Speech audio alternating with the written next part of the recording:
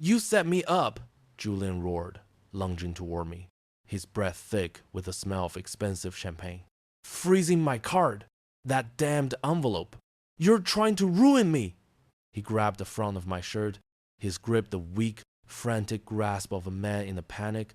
Before I could even remove his hand, Amelia spoke, her voice as cold as the marble countertops in her kitchen. Stop it, Dad. You've ruined everything. This was my day, and you turned it into some cheap drama about your bruised ego. She looked right through me, her eyes completely void of remorse. We just needed the gift, not your sermon. A sermon? I replied, calmly freeing my sleeve from his grip. No, this is a transcript. I pressed a button, and on the monitor, my own daughter appeared, smiling as she called her father the help. Over 99% of viewers just sat through this story without clicking like or subscribe. Actually, it's easy, just one tap. What time is it in your area and where are you listening? As I hung the last string of Edison bulbs from the roof of the ivory white sailcloth tent, a soft yellow light spilled onto the linen-covered tables. It glinted off the rows of gold chivalry chairs and the gold-rimmed coupe glasses, which caught the light like warm metal. A gentle evening breeze stirred the air, carrying the scent of eucalyptus and white peonies, a fragrance that was both elegant and unfamiliar. My own backyard, in the home I'd spent a lifetime tending, didn't feel like mine tonight. I was still in the white shirt I'd worn since morning, the cuffs smelling faintly of barbecue smoke. The event coordinator, an earpiece in her ear, swept past me, nodding to someone over my shoulder. On her clipboard, I imagined my name was listed under support staff. Dad! My daughter's voice called out, light but with an edge. She approached, two bridesmaids trailing her like glitter-dusted satellites. She was a vision in her white wedding dress, her smile brilliant, a cloud of expensive perfume surrounding her. Oh, that's just the help, she murmured to her friend, before turning back to me, the smile still in place. Dad, could you grab more ice? The words landed like a sliver of glass. I stood there for a moment, listening as the string quartet shifted to a brighter tune, as if trying to lay a blanket of music over the awkwardness. My daughter pressed a walkie-talkie into my hand and smoothed the shoulder of my jacket, a gesture of feigned care like straightening a uniform. Sure, I said, my voice as even as my breath. I knew where the ice was. But right then, nobody really needed ice. They just needed the scene to play out smoothly. Through the fence, I saw my neighbor, Mrs. Gable, peeking through her curtains. She'd been a witness to every party on this block. I wondered what story she'd tell this time, of a happy wedding, or of a perfect rehearsal for something else entirely. My daughter turned back to her friends, laughing as if she hadn't just called her own father the help. I stood in the middle of my yard, holding the radio, the golden lights reflecting on its surface. Her laughter drifted across the air like soap bubbles. The coordinator glanced my way and gave a single sharp nod. Perfect. When she turned back to me, I kept my voice calm. Where would you like me to stand to be in my proper place? She didn't look at me, her eyes following the photographer adjusting his lens. Behind the scenes, Dad, guests up front. I repeated the words softly to myself. Behind the scenes, it sounded like a locked room. But then she smiled, as if she'd already forgotten what she'd said. By the way, where's my gift? The envelope. We'll do gift table photos in 10. RD. I followed her pointed finger to the gift table, draped in white linen, where a clear acrylic box shone like a block of ice.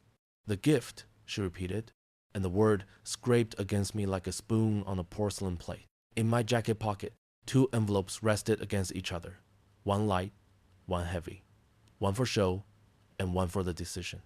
I gave a slight nod. I'll take care of it. She didn't hear me. She was already walking away, a trail of perfume, tulle, and giggling bridesmaids in her wake. Her future mother-in-law drifted past, saying to someone, "Let's keep the help out of the frame." No one looked at me, but everyone understood.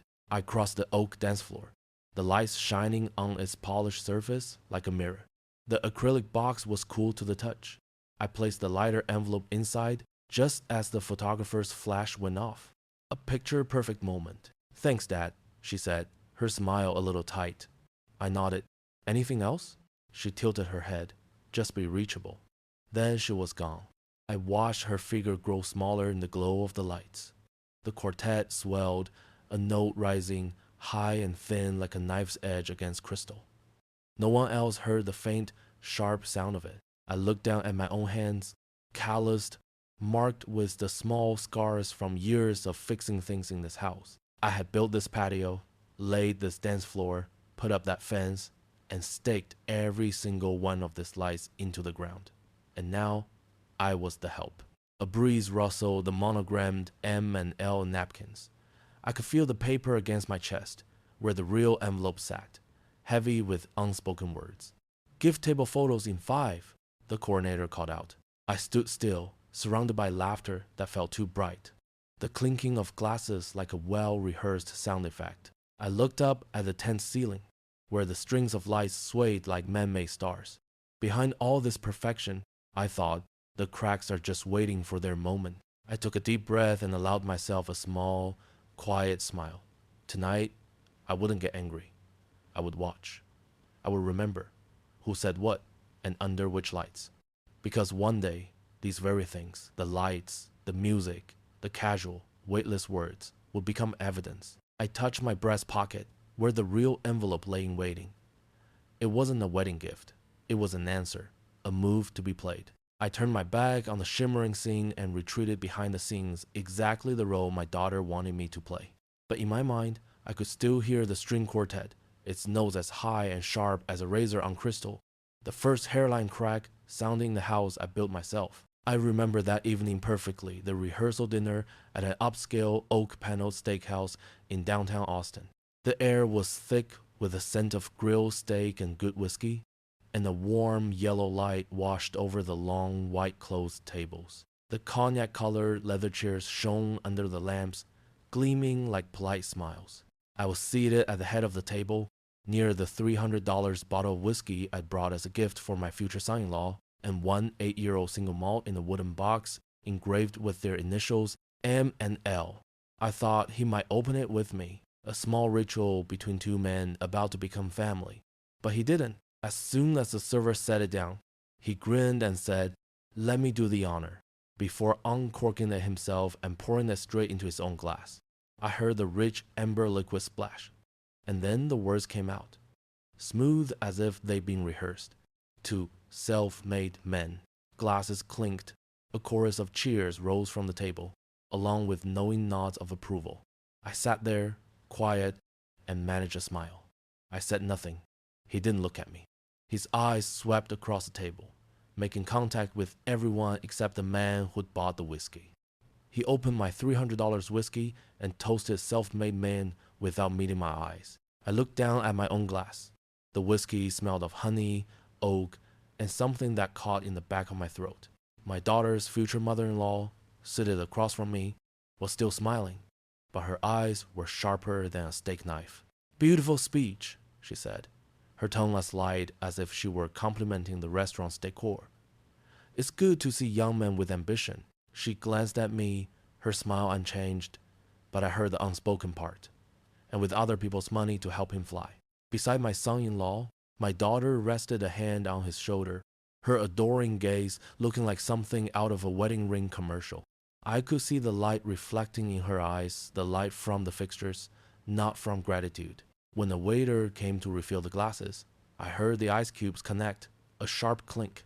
The sound was small, but it was enough to make my heart stop for a second. I smiled and nodded at the waiter, pretending I'd just heard something amusing. After the dinner, my daughter showed me photos of her new kitchen. "Finally," she said, her hand gliding over the cool, bright surface of the Calicut marble, "a space that feels like us." She ran her hand over the marble my retirement bonus paid for. "Finally, a space that feels like us." This terminating, I stared at the gray and white veins in the stone, reflecting the light like the circulatory system of a beautiful, soulless thing. "Us," she said. Such a small word for such a long bill. That kitchen I had signed the remodeling contract in my own name. I told them it was an early wedding gift. The man from the stone company had called me to double-check. "Are you sure you want to cover the full amount, sir? This isn't a small order." I laughed. "I'm sure. She's my daughter." Today, Watching her hand sweep across that countertop, I felt as though my own hands had become the invisible mortar holding it all together. "You're so thoughtful, Dad," she'd said, without looking at me. The words slipped through the air and landed with all the weight of a napkin falling to the floor. I didn't say anything more. Later, as the catering truck parked out front to unload supplies for the wedding, I sat on the porch, watching them set up tables and tents. Through her window, my neighbor Mrs. Gable raised a glass of white wine in a silent toast. "Beautiful night," she mouthed, her smile faint behind the glass. I nodded and smiled back. "It is." My own voice sounded distant. Inside, my daughter was on a video call with her friends, her voice bright and bubbly.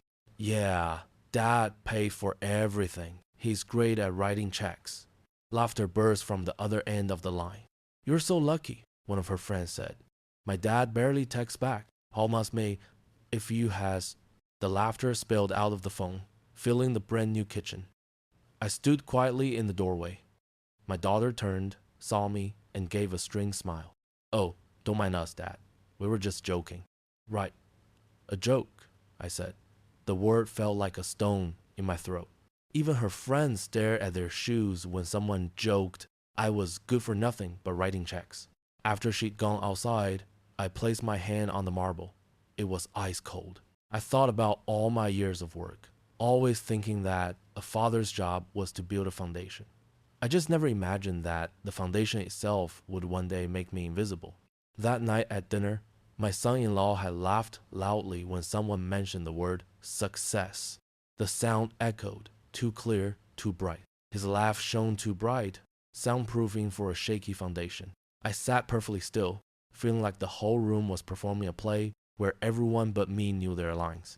The next morning, I stopped by their house. Early light streamed through the windows, casting a thin yellow stripe across the marble. My daughter was making coffee, her hair in a neat bun, wearing a beige silk robe. "Dad," she said, "we were thinking about a honeymoon in Santorini, but it might be a little pricey. We're not sure we can swing it. I was quiet for a moment, then said, "I'll see what I can do." She smiled, only half listening as she took a picture of her coffee cup on the countertop. "It looks so beautiful, Dad, just like in magazines." I watched her, then looked at the coffee cup. A few dark brown drops had spilled onto the pure white surface, spreading into a small stain. I started to reach for a napkin, but then I stopped. The coffee would dry, leaving a faint mark, a small memory no one wanted to look at. "You know," I said, "the remodeling contract is in my name. This kitchen, it was your early wedding gift from me." She looked up, a flicker of surprise in her eyes, then smiled, her voice as light as a cloud. "You're always so thoughtful. Thoughtful. The kind of word you use to thank a delivery driver for getting the order right." I nodded and left the house. Outside, the air smelled of new paint and leather car seats. I got in my car and sat there for a moment, staring at the white gravel driveway I had also paid to have installed. I could still hear my son-in-law's voice in my head, to self-made man. A self-made man who drank my gift, lived in the house I helped fix, and would go on a honeymoon with money I was about to give him. I let out a short, dry laugh that died as soon as it started. That night, I sat in my small study. The desk lamp cast a pool of light on a stack of papers. The remodel invoice still had my signature. I turned the pages, the rustle of the paper sounding like a reminder. People forget where the stone comes from once the counter is polished. I opened a notebook and wrote a few short lines. Rehearsal dinner. $300 whiskey. Toast. Self-made man. Next day, the phrase, "feels like us." First, science a smile too bright. Gratitude without a shadow. I put down my pen and looked around the room. On the wall was a photo of my daughter at 10 years old, her hand clutching mine at a school fair, her smile genuine and unadorned. I sighed. Some cracks don't make a sound, they just grow, little by little, until the whole house falls silent of real laughter. I closed the notebook, turned off the light, and listened to the echo of that laughter from the steakhouse, a sound that was too loud, too bright, and utterly empty. I didn't know where it would lead, but I knew one thing. From that night on, I had started taking notes. I wasn't writing to remember, I was writing to prepare. The new kitchen, the bottle of whiskey, and the phrase self-made man, the perfect props for a perfect play. My only job now was to wait for the stage to collapse, as quietly as a stone working its way loose from a foundation no one ever thought to check. The energy on the morning of a wedding is like the air before a storm. There's a false stillness, a sense of people walking on tiptoe and speaking in hushed tones. But just beneath it all, a current is humming a chaos waiting to break free. Chloe, the event coordinator whose clipboard seemed to be a permanent extension of her arm, was running through her checklist. Floral centerpieces, check. Seating chart, check. Stage lighting, final review at 4 p.m. Okay, next up, the gift table. She spoke the words as if they were coordinates on a map, points to be conquered before nightfall. I stood there, amidst the smell of fresh letterpress ink from the menus and the cool, impersonal sheen of the acrylic welcome sign. My name, Martin Daines, father of the bride, was perfectly laser-etched, placing me at table 1. On paper, I was a central figure. In reality, I was a piece of the logistics. The $2 million event insurance policy was in my name, a small detail my daughter, Amelia, had tasked me with handling with a dismissive wave of her hand, as if I were picking up the dry cleaning. Amelia swept past, her blonde hair already half-pinned in an elegant updo, a white silk robe with bright embroidered on the back flowing behind her. She looked ethereal, like a mirage. "Dad," she said, her voice flat, devoid of warmth. She was wearing a radio earpiece, a direct line to Chloe and the photography team. "I need you to make sure the catering staff doesn't block the photo booth entrance when they clear the appetizers." "Roger that, boss," I replied, attempting a note of humor. It didn't land. Amelia didn't smile. She simply took off her earpiece and set it on the glass coffee table between us. It slid an inch, making a dry, final click against the surface. "Just be reachable," she said. "Reachable. Not, 'Dad, I need you close,' or 'Can you help me keep an eye on things?' Just reachable. Like a switch you could flip on and off. Like an employee, a resource, awaiting orders." I nodded, picking up the earpiece, still warm from her. The feeling of being relegated to behind the scenes was no longer a vague fear. It was now a direct command. As I fitted the device into my ear, I caught the sound of muffled whispers from the direction of the bridal suite. A few bridesmaids were peeking through a crack in the door. At least he's useful for the heavy lifting. A ripple of soft, suppressed laughter followed, just loud enough to needle its way into my ear. Useful for the heavy lifting. I had single-handedly carried her mother's piano up 3 flights of stairs when we moved into this house.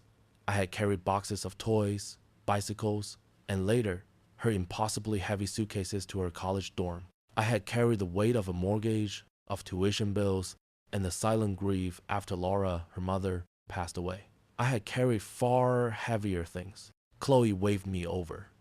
"Mr. Daines, the gift table?" "Ah, yes." We walked to a table draped in crisp white linen, upon which sat a clear acrylic gift box, as modern and cold as the rest of the affair.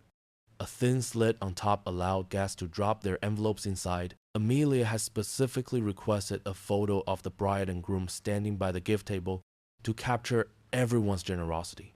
A masterclass in image control. Even over kindness, I reached into my jacket pocket. Inside were 2 envelopes. The first envelope was thin, light. Inside was a check, a generous figure that would make any newlywed couple smile, enough to look good in the photograph. A fine gift, but it was a decoy, a red herring. I gently dropped the slender envelope into the acrylic box. It landed with a soft thump at the bottom, a small, harmless lie resting in an empty space. Chloe nodded, making a check mark on her list. "Perfect. Now we just have to wait for—" I didn't hear the rest. I turned and walked away from the bustle, toward my study, my sanctuary. I closed the heavy oak door behind me, and the silence wrapped around me like a warm blanket. On my desk sat the second envelope, thicker, heavier. Inside wasn't a check. Inside were the final documents to transfer control of the family trust to Amelia, a life-altering, future-defining gift. Clipped to the legal papers was a handwritten letter, sealed with wax. Laura's letter. She had written it for Amelia just months before she died, with the explicit instruction that it be given with this wedding gift, a sacred thing, a whisper from the past. My plan had been to give it to her privately, just before the ceremony. But the click of the earpiece, the whisper about heavy lifting, and the command to be reachable had changed everything. The move was different now. I picked up a roll of packing tape from my desk, the clear, heavy-duty kind. I wasn't using glue. I wanted something more definitive. I ran my finger along the flap of the envelope, ensuring it was sealed tight. Then, I pulled a long strip of tape. As I pressed it over the seam, a sound split the quiet room. Zip. The sound was sharp, decisive. It didn't sound like sealing a gift. It sounded like sealing evidence, a silent warning, a whispered answer to the whispers outside. I added another strip horizontally. Zip. The game was set. I opened the safe hidden behind the landscape painting. The real envelope went inside, next to the other important documents of my life. The truth would not be posing for the cameras. I closed the safe door. The bolt made a solid thunk, a far more satisfying sound than the click of the earpiece. Then, I picked up the phone and dialed my bank.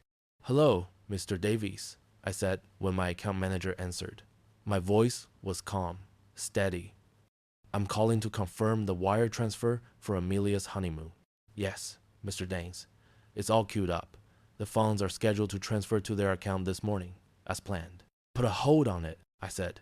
"Just keep the order in place, but do not execute the transaction until you receive verbal confirmation from me after the ceremony." There was a short pause on the other end. "Oh, is there a problem, sir?" "No problem at all," I replied, my tone even. "Just a standard procedure. I want to ensure everything goes smoothly before finalizing. Call it a precaution." It wasn't a cancellation. It was a pause. A tiny domino, but one with immense weight behind it. It was a way of saying, the gift is still here. This father's love is still here. But they are no longer unconditional. They require respect in return. As I hung up the phone, the house was once again filled with the sounds of rushing feet and Chloe's commands. The play went on, but now another play had begun, a silent one known only to me. The gift had become leverage, and I was waiting to see who would have to pull on it first. Eleanor Vance, the groom's mother, arrived like a shift in the atmosphere. Her stiletto heels clicked across the Persian rug. Laura and I had chosen together in Istanbul, each tap a small trespass. A cloud of sharp, assertive perfume preceded her, announcing the presence of power. The satin clutch in her hand caught the light like a cool slash of metal. I had just set a tub of ice down on the bar when she appeared beside me. I was still in my shirt from the morning, sleeves rolled up, and had put on a simple apron to help with the odd jobs. Maybe it was my attire. Maybe it was just me. She smiled, a tight curve of the lips that didn't reach her carefully made-up eyes. "You look useful." The word useful hung in the air between us, as thick as her perfume. It wasn't a compliment. It was a classification. I was a tool, a means to an end. I gave a slight nod, saying nothing. Learning not to react immediately was a skill I was perfecting in real time. Let them reveal themselves. Let them hand you the ammunition. As if to punctuate her point, Eleanor subtly nudged a small recycling bin filled with empty water bottles from the makeup team toward me with the toe of her stiletto. "You don't mind, do you?" Status has its own tone of voice. It wasn't a question. It was a command wrapped in the thinnest veil of politeness. I pulled the bin toward me without a word, feeling her eyes on me as I did. Julian, Amelia's fiancé, strolled over. He looked sharp in a crisp white shirt, studying a printed schedule. "Great, you're here, Mom," he said, kissing Eleanor's cheek. "I'm just rearranging the photo order. We'll do the family portraits right as the guests start arriving." He turned to me, his smile that of a project manager, not a son-in-law. "Dad," he called me that, but it sounded like a job title. "We're gonna have you come out to the main area just for the toasts." My house, their stage. The line was delivered so naturally, so efficiently, as if he were arranging the placement of a stage light or a floral arrangement. I was a prop, to be brought out at the right moment for the desired effect. I was no longer the host, the father, the man who built the very foundation they were standing on. I was Dad, a supporting character with a single schedule line in their production. One of Chloe's assistants handed me a copy of the schedule. My finger traced the sharp printed text. 3:30 p.m. Gift table photos. Bride, groom, parents. I glanced at my watch. 2 hours to go, a countdown to a manufactured moment. I folded the paper and put it in my pocket, filing it away. I thought this was his house. The whispered voice came from behind me. It was Mrs. Gable, my elderly neighbor from down the street, who had watched Amelia grow up from a barefoot toddler on this very lawn.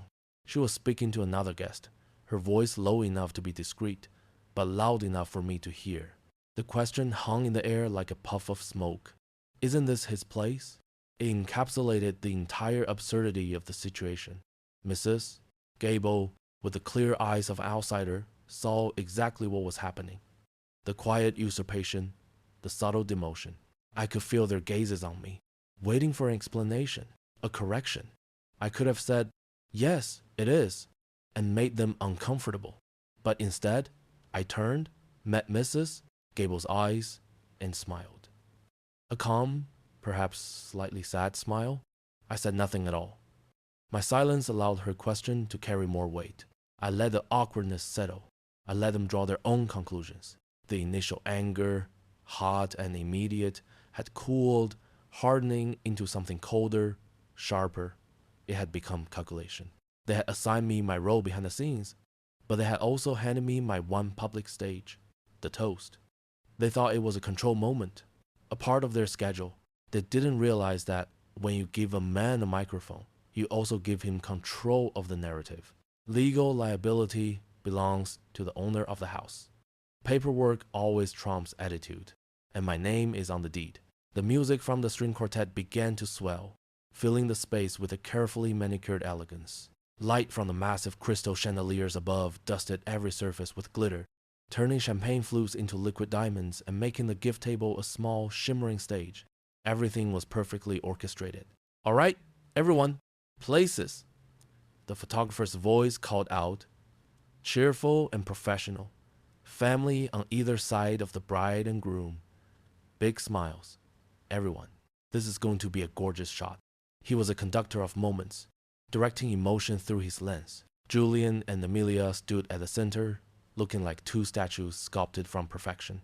Eleanor and her husband flanked Julian, and I moved to stand beside Amelia. Just then, I felt a light hand on my arm. It was Amelia. But the touch wasn't one of affection. It was navigational. "Dad, stand here," she whispered, gently guiding me to the side, out of the main spotlight. Just out of the frame, unless you're holding the gift. It was a lesson in geography contained in a single sentence. My position was defined by my function. I was part of the scenery, not the portrait, unless I was performing my designated task, delivering the gift. "We really don't want to hold up the gift table shot," Julian added, his smile never faltering, though his eyes darted toward the empty acrylic box. The message was clear. This performance needed its main prop, the envelope. In that moment of choreographed chaos, I saw a small opening. Before the stagecraft began, before the fake smiles were frozen by the camera's flash, I wanted to give her something real, something that couldn't be measured in dollars or logged on a gift registry. I reached into my jacket pocket and pulled out a small, dark blue velvet box.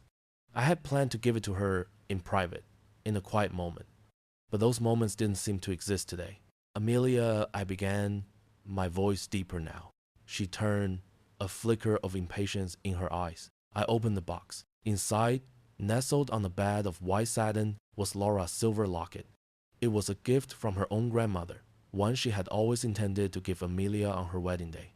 The silver seemed to hum under the crystal light, carrying the memory of another's warmth, a love that had become a legacy. For a second, the noise of the world seemed to fade. It was just me, my daughter, and this sacred heirloom. But Amelia wasn't looking at the locket. Her eyes flicked over my shoulder to the gesturing photographer, then down to Julian's watch. Time was running out. The schedule had to be kept. The show had to go on. The moment, so fragile and precious, shattered. This emotional space was not safe. This place was not worthy of Laura's memory. I smiled, a smile whose meaning was known only to me. I gently closed the lid of the velvet box. A small, dry click sealed the silver and the memories back inside. I returned the box to my jacket pocket, feeling its solid weight against my chest. Then, I reached into my other pocket and withdrew the thin envelope. The decoy. Inside, tucked behind the check, was a small card written in my neat script. A gift will be given when respect is present. A seed planted in an uncertain future. I stepped forward into the light, into my assigned role. 3, 2, 1. The photographer began his countdown. I placed the flimsy envelope on top of the small, growing pile in the acrylic box. It sat there, prominent and visible. A perfectly framed lie. Perfect, the photographer called out. Click. The sound of the shutter was clean and final. It captured everything. Amelia and Julian's beaming smiles, Eleanor's look of satisfaction, and me standing just off to the side, my face a mask of pleasant calm. The photograph documented a happy family admiring generosity. Everyone was smiling at money that wasn't there. The camera had its red herring, but my hand in my jacket pocket was closed around the velvet box. The real memory, the real gift, was still safe with me. The orchestra shifted to a new melody, a signal that another part of the evening was about to begin. The toasts were getting closer. The clock was still ticking. The stage had been set with their visual proof and emotionally empty envelope. And now, it was my turn to prepare for my performance. The party had reached its crescendo of orchestrated perfection. The string quartet had transitioned to a piece by Vivaldi, airy and elegant, that mingled with the warm glow of the bistro lights I had strung myself through the oak trees the week before. Laughter and the clinking of glasses created a symphony of social success. Everything was according to the script.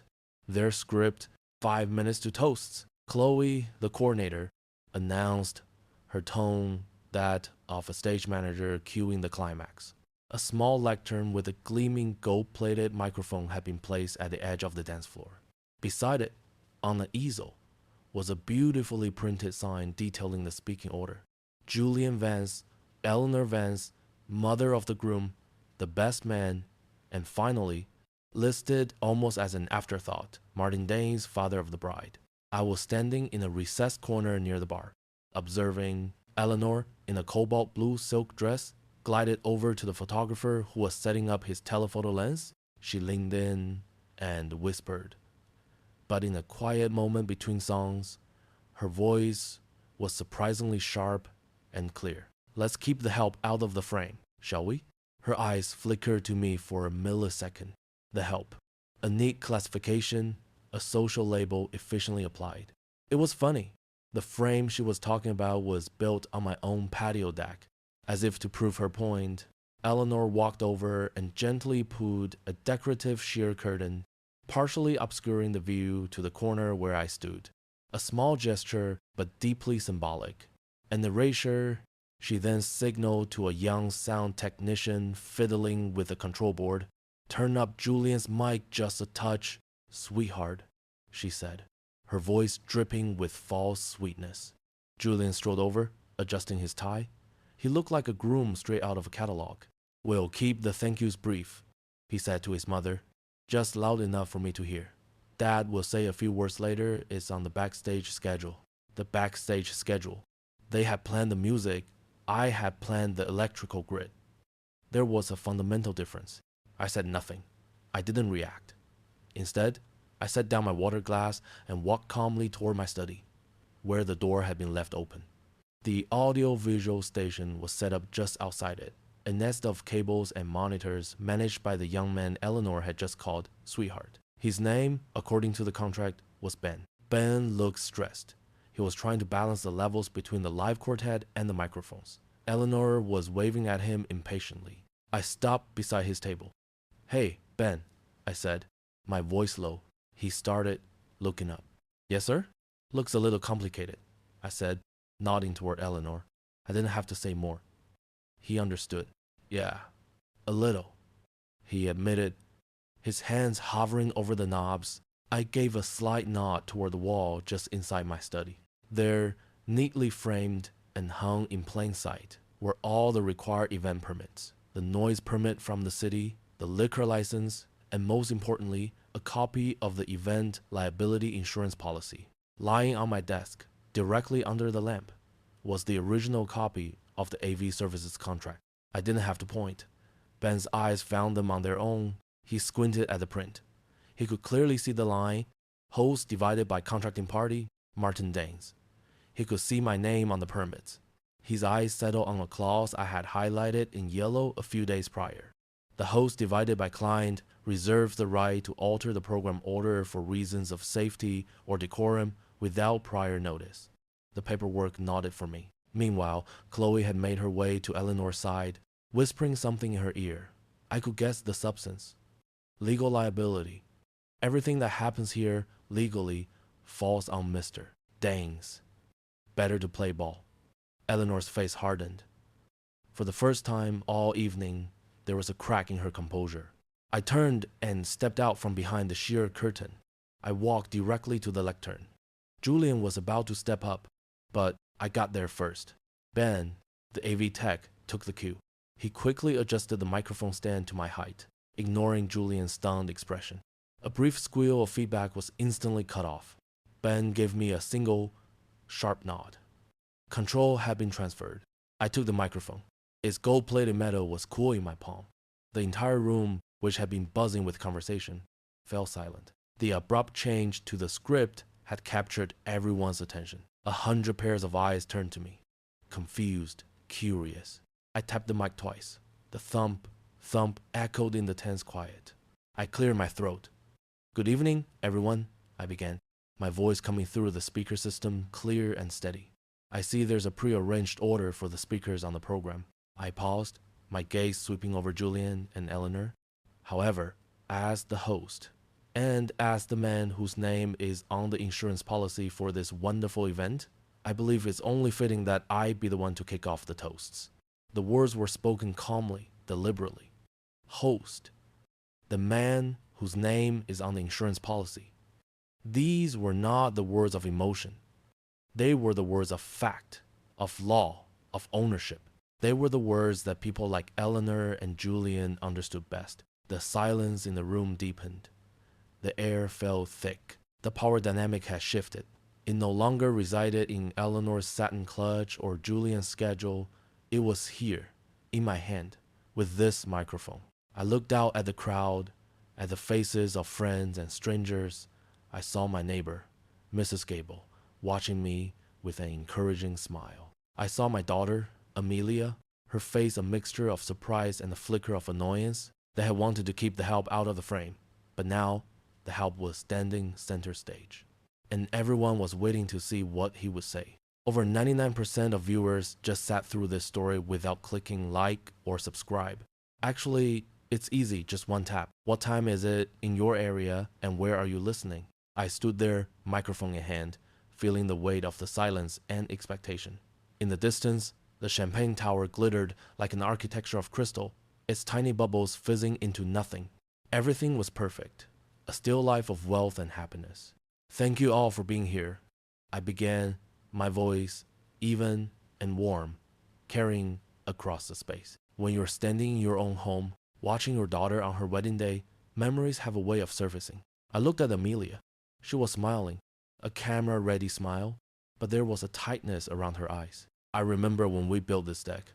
Amelia was about 7, and she insisted on helping by handing me every single nail. It took me a whole summer to finish what should have been a 2-weekend job. A few soft chuckles came from the guests who had known us for years. And these Edison bulbs? I glanced up at the warm strands overhead. We strung those for your 10th birthday party, sweetheart. You wanted a party under the stars right here in the backyard. I was painting a picture with fragments of memory, trying to remind her, and perhaps myself, of the real foundation of this day. It wasn't built with money or event plans. It was built with long summers, hand-passed nails, and simple birthday dreams. I saw Julian glance at his watch. Eleanor was adjusting her shawl. I was going off script.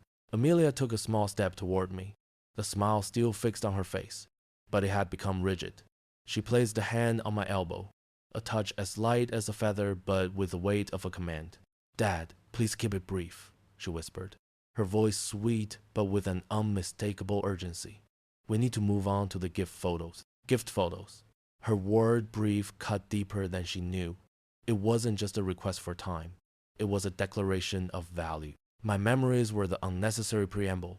The photos of envelopes were the main event. Her hand gently shifted me to the side, a subtle repositioning to the edge of the frame, a nonverbal cue of the help's place. "Of course," I said, my voice still calm. I turned back to the crowd, so I will keep it brief. "To Amelia and Julian, may you build a life as beautiful as this day. And may you always remember that the most valuable things aren't always the ones that glitter." I raised my glass. "Cheers." "Cheers," the room echoed back. As the clinking subsided, the photographer was instantly in motion.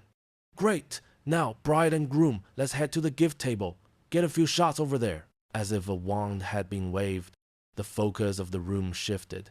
The videographer panned his camera toward the acrylic box, the lens zooming in on the gleaming envelopes.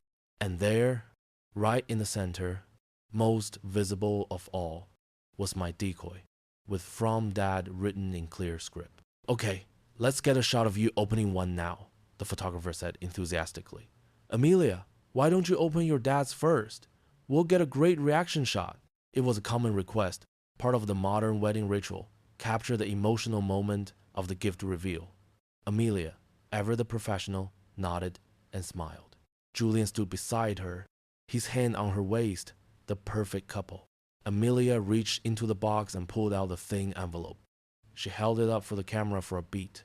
Then, with a small, silver letter opener a bridesmaid handed her, she slit the seal. The sound of tearing paper was loud in the anticipated quiet. The photographer crouched low, his lens just inches from her face, ready to capture the emotion. Amelia pulled out the card. She opened it. Her eyes scanned the single line of text. And then, it happened. It wasn't a sudden change. It was more subtle than that. Her smile didn't vanish. It froze. It cracked at the edges, like frosting in the cold. The light in her eyes, which had been sparkling with champagne and excitement, simply went out. The color seemed to drain from her face, leaving a flat, white canvas beneath the perfect makeup. Her hand holding the card tightened, her knuckles turning white. A gift will be given when respect is present. Click. The camera caught the moment. Not a moment of overwhelming joy, but something else. Something cold and unreadable. "Great," the photographer said, a little confused by the lack of reaction. "Now give me a little more excitement."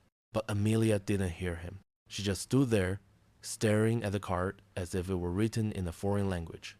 Julian frowned, leaning toward her. "What is it, honey?" Eleanor, standing a few feet away, pressed her red-painted lips into a thin line. She knew. She didn't know the details, but she knew the script had just been torn to shreds. The detonator had been placed in the bride's own hand. The room, apart from those standing closest, was still oblivious. They were still laughing, still drinking. But at the center of this hurricane of happiness, another storm was beginning to form. I stood perfectly still, not with spite, not with triumph. I simply observed my daughter, who now held a small, sharp piece of the truth in her hands. I was waiting to see what she would do with it. The backstage of a perfect event is always an organized chaos. The smell of hot oil from the kitchens mingled with the metallic scent of serving trays. The clatter of dishes and the clipped commands of the staff created a soundtrack entirely different from the Vivaldi out front. This was the engine room of the Titanic, where the real work happened. And it was where the Vance family had retreated for damage control. Amelia had been whisked away by her bridesmaids to touch up her makeup, her face an icy mask. Julian and his mother Eleanor stood with Chloe by a makeshift table where a server held a POS machine for the final gratuity payment. "This is the humiliation," Eleanor hissed, her voice low but venomous. She didn't look at me, but the words were meant for me. He's holding the purse strings. For Eleanor, everything was about control. She had lost a play with a microphone, and now my empty gift was another act of defiance. Her solution, as always, was to reassert dominance through money, a performance of financial power. "Julian, darling," she said, her tone shifting, becoming syrupy, sweet, as she turned to him. "Tip the staff generously to show our appreciation. To save face is what she meant. To show everyone we don't need his dirty money. Appearances have their price." Julian, his face still tight from the incident with the card, nodded curtly. He wanted to erase the stain. He pulled out his wallet, an expensive tanned leather piece, and produced a gleaming metal credit card. "Of course," he said, forcing a casual tone as he handed it to the server. "Add 25% to the total bill." Chloe nodded, professionally impressed. It was a significant tip. The server typed the amount into the machine. The cool blue screen glowed. Julian held his card to the reader. Beep. The sound was sharp, electronic, and out of place among the kitchen clatter. On the screen, a single word flashed in red. Declined. The kitchen seemed to fall a little quieter. The server looked awkward. "Sorry, sir. Might be the connection. Do you want to try again?" Julian snatched the card back, a flush creeping up his neck. "Damn machine," he muttered. "Run it again." He swiped it a second time, a little harder, a gesture of pure frustration. Beep! The same sound, louder this time, in the growing silence. Decline. There was no excuse for a second failure. The silence in the logistics area was no longer the silence of work. It was the silence of rapt attention. The chefs, the waiters, they all paused, glancing over. Chloe stared at the POS machine as if it had just uttered a curse. At that exact moment, the phone in Julian's pocket buzzed violently. With a slightly trembling hand, he pulled it out. The screen lit up with an email notification from his bank. He didn't have to open it. The subject line said it all. Subject: business line of credit, temporary freeze.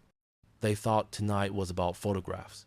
It was really about a signature, my signature, which I had quietly withdrawn from his business loan guarantee that morning. Julian's so-called self-made empire, the one he wore with such pride, had been built on someone else's spine.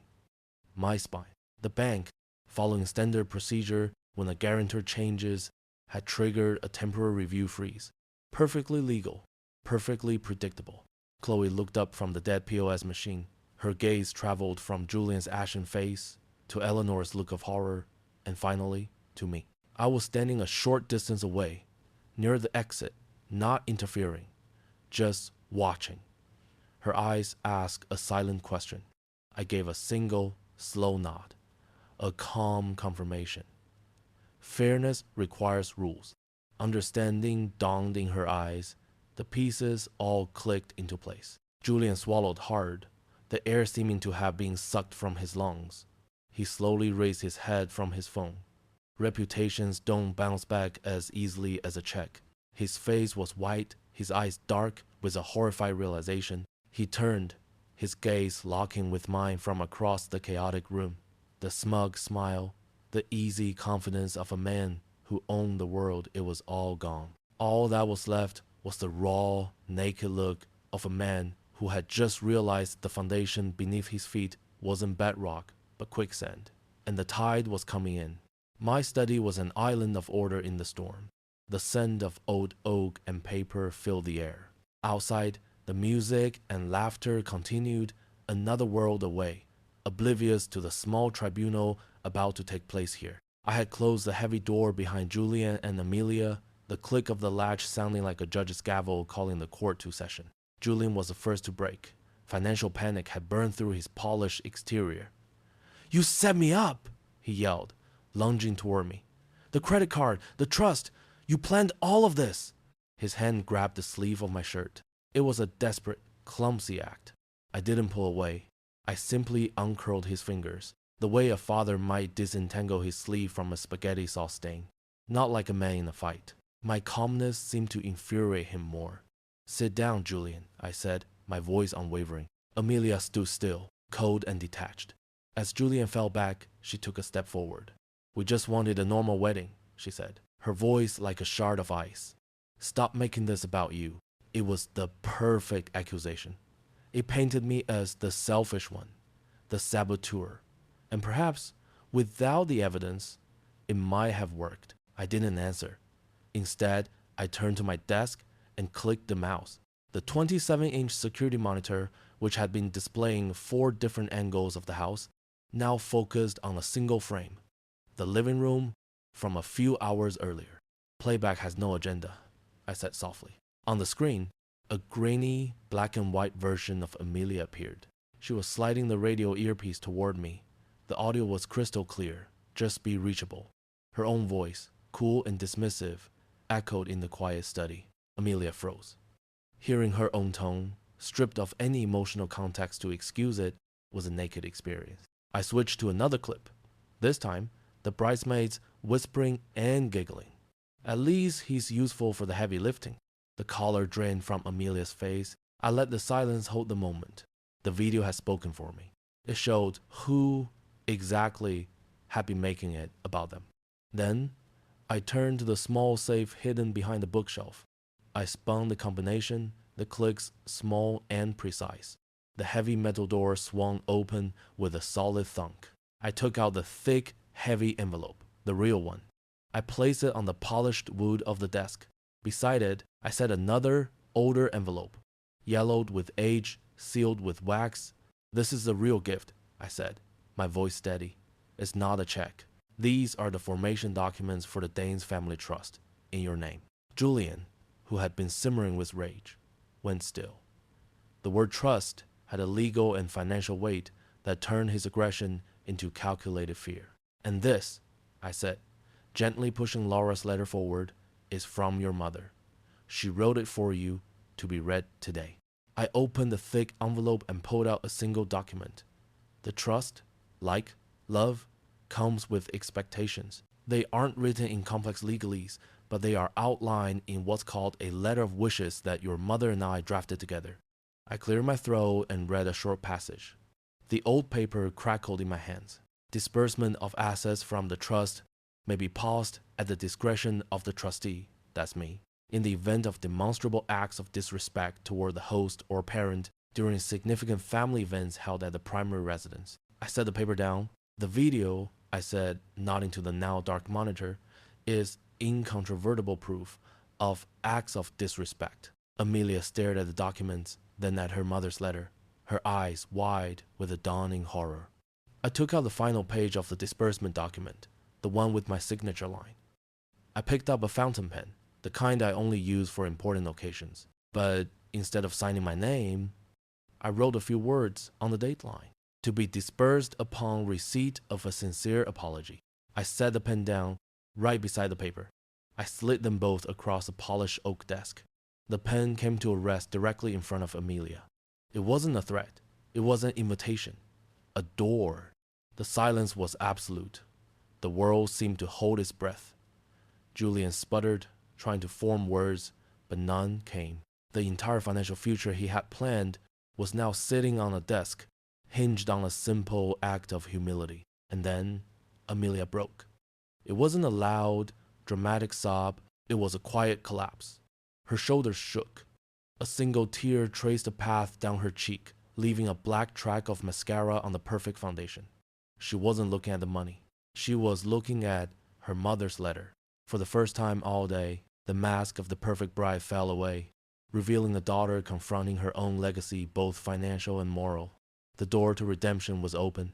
Now, she had to choose whether or not to walk through it. Over 99% of viewers just sat through this story without clicking like or subscribe. Actually, it's easy, just one tap. What time is it in your area, and where are you listening? As we walk back into the reception, the atmosphere has shifted. The party was still going, but like a song playing its final notes, it had lost its momentum. The guests had begun to sense the change, an unspoken tension weaving its way through the laughter. Chloe, the coordinator, whose senses were tuned to chaos like a seismologist to the faintest tremor, approached me. "Mr. Danes," she said quietly, her eyes professional but questioning. "Should we have some closing remarks?" She was asking my permission as the host. Order had been restored. Before I could answer, Julian saw his chance. His pent-up rage finally found an outlet. "Closing remarks? I'll give you closing remarks," he roared, storming toward the still-standing microphone. "He's manipulating. His hand reached for the mic. But liability moves faster than anger. Ben, the sound tech, who had received a clear directive from Chloe minutes earlier, pressed a button on his console. Click. The microphone went dead. Julian grabbed a silent object. Chloe stepped forward, physically placing herself between Julian and the lectern in a move that was both brave and final. Per the host's liability request, the speeches are concluded, she said, her tone allowing no argument. Julian stood there, hand clutching the useless microphone, looking utterly powerless. He had been disarmed on his own stage. A hush fell over the room. This time, it wasn't the silence of anticipation, but of sheer, awkward confusion. All eyes were on the unfolding drama. And then, Amelia moved. She stepped out of the shadows of the confrontation and into the light of the lectern. She didn't look at Julian. She didn't look at me. She looked out at the crowd, at the friends and family who had come to celebrate a fairy tale that was now showing its cracks. She began, her voice trembling slightly but clear. Chloe signaled to Ben, and the mic came back on with a soft pop. Amelia took a deep breath, and a new strength entered her voice. She looked directly at Mrs. Gable, then at her childhood friends. Tonight, she said, each word landing in the silence, I called my father the help in his own home. I was wrong. She paused. 1 beat. 2. There were no excuses. No long-winded explanations. Just a simple, stark admission. The truth. A few people began to clap. It was scattered at first, hesitant, like the first drops of rain, but then more joined in. It wasn't thunderous applause. It was the applause of relief. Contagious relief. The room had been released from the awkwardness, and they were grateful for it. I stood where I was and just gave a single, small nod. No speeches were necessary. She understood. Later, after the last guest had departed, when the orchestra had packed up and only the bistro lights twinkled in the night breeze that smelled of cut grass, I found Amelia standing alone on the patio. She turned as I approached. No longer the bride, just my daughter. I didn't say anything. I just reached into my pocket and took out the small, blue velvet box. I opened it and held it out to her. Laura's silver locket lay inside, glowing softly in the light. She took it gently. Her fingers traced the engraved metal. Thank you, Dad, she whispered. Your mother would have been very proud of you tonight, Amelia, I said. Not for the wedding, but for that last moment. It was the truth. Courage was more important than perfection. I'll call the lawyer tomorrow, I added. We'll start a process of releasing the trust, one step at a time. She nodded, her eyes welling up again, but this time they weren't tears of anger or humiliation. Behind us, I could see Julian on his phone, his voice strained and desperate. His line of credit was still frozen. Eleanor had left half an hour ago without a word of goodbye. The consequences were still there. A cold reality he would have to face in the morning. The future of this marriage, I didn't know where it would go. That was Amelia's decision. But for the first time in a long time, I trusted her to make the right one for herself. I wasn't going to list their sins. I would sign the release. Honor was the point. The money was just one of the ways it spoke. I left her there with the locket, with her memories, and with her future unfolding. As I walked inside, switching off the last of the lights, a deep sense of peace settled over me. The house felt like mine again, and more importantly, I felt like I had my daughter back.